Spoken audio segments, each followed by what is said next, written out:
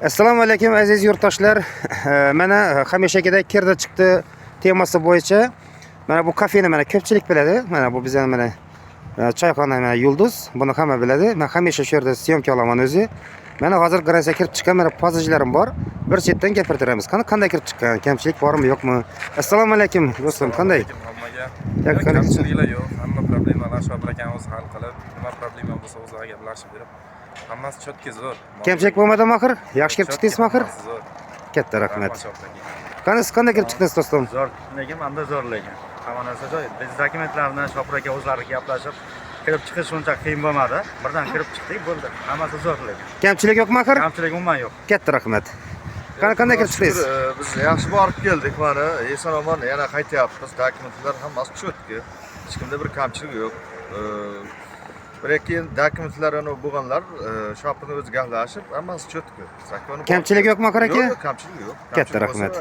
Kamchilik. Qani do'stim, ish yaxshi borib keldingmi? Ish qilib kelding. Mumkin emas. Isfaxonga borib qaytdik. Gaplashib mumkin emas. Hech qisliqish yo'q-ku? Yo'q, yo'q. Hammasi normallik-ku. Normal Shopir aka hamma narsani hal etdi o'zi.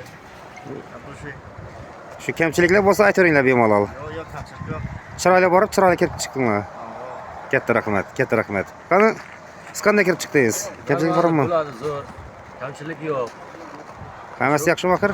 Shopir aka hammasini nima qilib borib kelyapti. Kamchiliklar yo'q. Shu mana gransiya kirib chiqqanda mana Qozog'istonda ham hammasini mana o'zimiz gaplashib, hal qilib nima qildik? Hammasini Shopir aka o'zi hal qilib nima qilyapti. Mana endi qaytyapmiz nasib bo'lsa, yorug' yuz bilan qaytyapmiz. Moskvaga qaytyapmiz. Mana Xudo xohlasa yetib boramiz. Qani siz qanday kirib chiqdingiz? Hammasi zo'r, Xudoga shukr. Yaxshi, kamchiliklar bo'lgani yo'q. Men o'zimni pasportimda muammoim bor edi. Shu Shopir Polsha pechatlaringiz bor edisizmi? Polsha pechatlarim bor edi.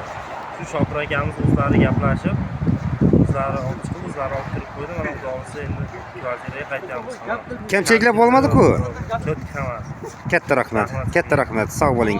Mana aziz yurtdoshlar, gransiya kirdi chiqdi bo'yicha bizning pozajlarimiz ichida Polsha pechati bor, presterga tushgan, zolotaya korona qarzi bor va hokazo shunaqa kamchiliklari bor pozajlarimiz mana gransiya borib keldi. Hech qanaqa kamchiliklar bo'lgani yo'q. Hammasi chotga kirib chiqdi. Mana 1,5 sutkada borib kelib turibmiz. Mashinalarimiz mana shu 1,5 sutka, 2 sutkaga qolmay Moskvaga yetib boryapti. Shu Moskvadan gransiya borib, bez ochert kirib chiqib, yana tez yetib boryapti. Mashinalarimiz komfort, kamchiliklari yo'q hech qanaqa.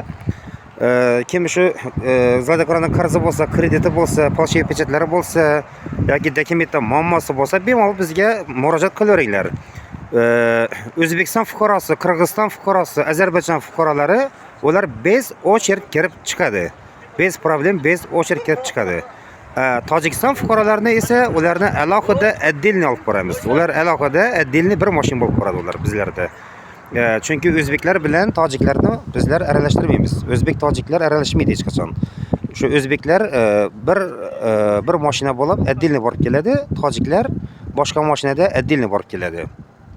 Lekin o'zbek fuqarolarimiz ichida ayrim paytlarda mana Ozarbayjon fuqarosi, Qirg'iziston fuqarolari bo'ladi. Ular ham xuddi bizning o'zbeklarday bez ochert gransiya kirib chiqadi. Sog' omon bo'ling. Katta rahmat.